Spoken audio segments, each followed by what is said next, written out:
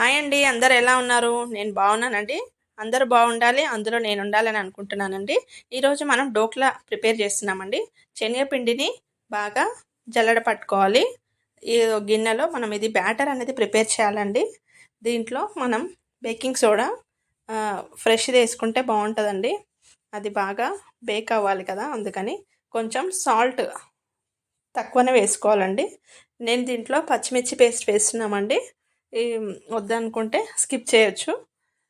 పచ్చిమిర్చి ఒక 4 పచ్చిమిర్చిని కొద్దిగా సాల్ట్ వేసి రోట్లో దంచుకున్నామండి 2 స్పూన్లు. అది వేస్తే ఏంటంటే ఫ్లేవర్ అనేది మంచిగా వస్తుంది, టేస్ట్ కూడా బాగుంటుందండి. ఈ ఉప్పు కారం అన్నీ బాగుంటేనే మనం తినగలుగుతాం కదా, అలా అని. ఇది మొత్తం వేసేసిన తర్వాత వాటర్ని కొద్ది కొద్దిగా వేసుకుంటూ బ్యాటర్ అనేది బాగా బాగా మిక్స్ చేయాలండి.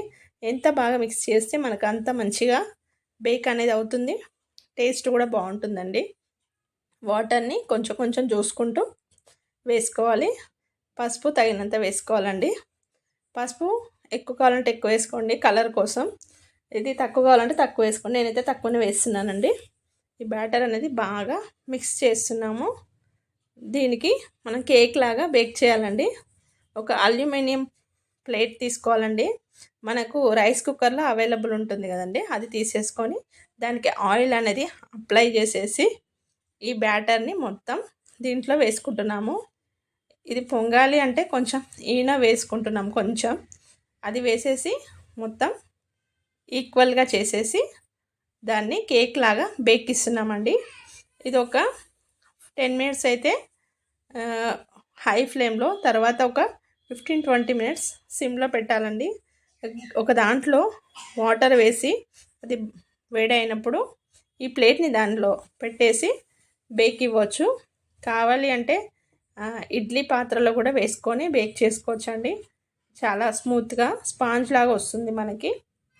ఇప్పుడు దీని మీద ఒక మూత లిడ్ పెట్టేసి 15-20 మినిట్స్ పెట్టేద్దామండి.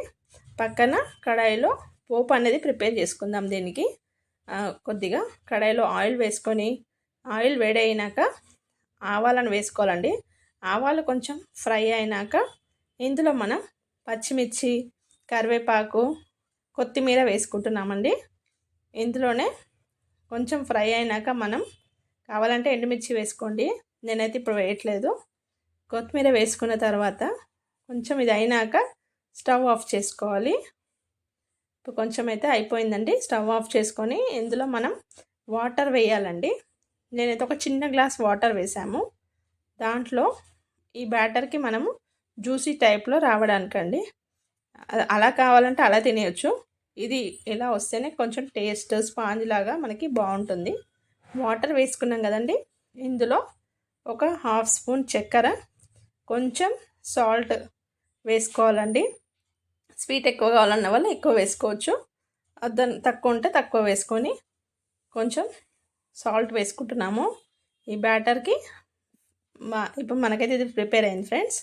కేక్ బ్యాటర్ అది డోక్లా బేక్ అయిందో లేదో ఒకసారి ఇలా చాక్తో అయినా ఫోక్ స్పూన్తో ఇలా పెట్టి చూడవచ్చు.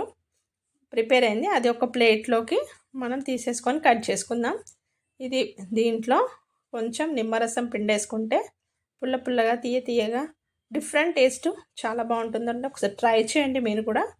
కొంచెం కలర్ అయితే తక్కువ వచ్చిందండి మాకు, పసుపు కొంచెం తక్కువ వేసాము. పసుపు ఎక్కువ వేస్తే కలర్ అనేది బాగా వస్తుంది.